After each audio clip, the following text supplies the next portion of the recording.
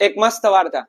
એક વખત ભગવાન નારાયણ લક્ષ્મીજીને કહે છે કે તમે કેમ આ ઘર પર આખો દિવસ પ્રસન્ન જ રહો છો, અને બાજુના ઘરમાં તો તમારી સેવા પૂજા કરે, આખો દિવસ જપ તપ કરે, તોય તમારી કૃપા એટલી નથી વરસતી જેટલી બાજુના ઘરમાં વરસે છે.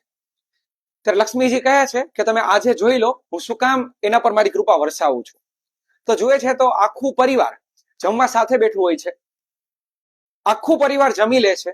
ખરેખર શાકમાં મીઠું ઓછું હતું, છતાંય પરિવારના એક સભ્યે કહ્યું નહીં કે આમાં મીઠું ઓછું છે. છેલ્લે જે વોવે શાક બનાવ્યું હતું એને ચાખ્યું તો એને લાગ્યું કે આમાં મીઠું ઓછું છે. તો બધાને પૂછ્યું કે તમે કેમ ન કહ્યું? ત્યારે બધા વ્યક્તિ કહે છે કે બધાથી ભૂલ થાય, કોઈની ભૂલ ઉપર કહેવાનું ન હોય, સમજી જવાનું હોય. પછી ઘરની લક્ષ્મી જ્યારે બહાર શોપિંગ કરવા જતી હતી એ સમય દરમિયાન એના પાકીટમાં પૈસા ઓછા હતા, એને એવું લાગ્યું. પણ ખરેખર જુએ છે તો એમાં 10,000 રૂપિયા પડ્યા હતા. તો આશ્ચર્યચકિત થઈ જાય છે, કારણ કે એના ઘરના જે મેઇન માણસ છે એને પહેલેથી જ એમાં રાખી દીધા હતા. એને ખબર હતી કે પૈસા ઘટશે.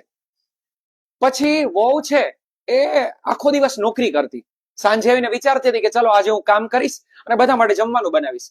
જઈને જુએ છે તો એની સાસુએ બધું જ કામ કરી દીધું અને બધા માટે રસોઈ તૈયાર રાખી. ઉલટાનું વહુ માટે પણ રસોઈ તૈયાર હતી, તો ખૂબ રાજી થઈ ગઈ. ત્યારે લક્ષ્મીજીએ કહ્યું નારાયણને કે જોયું આ પરિવાર કેટલો સંપીને રહે છે. ખરેખર હું ત્યાં જ ખુશ રહું કે જ્યાં મારી પૂજા નહીં, ઘરની લક્ષ્મીની પૂજા કરે ને હું ત્યાં ખુશ હોઉં છું. બાકી જે લક્ષ્મીજીની પૂજા કરે એટલે મારી પૂજા કરે તો હું ત્યાં ખુશ થાવ એવું નક્કી નથી, હે ને?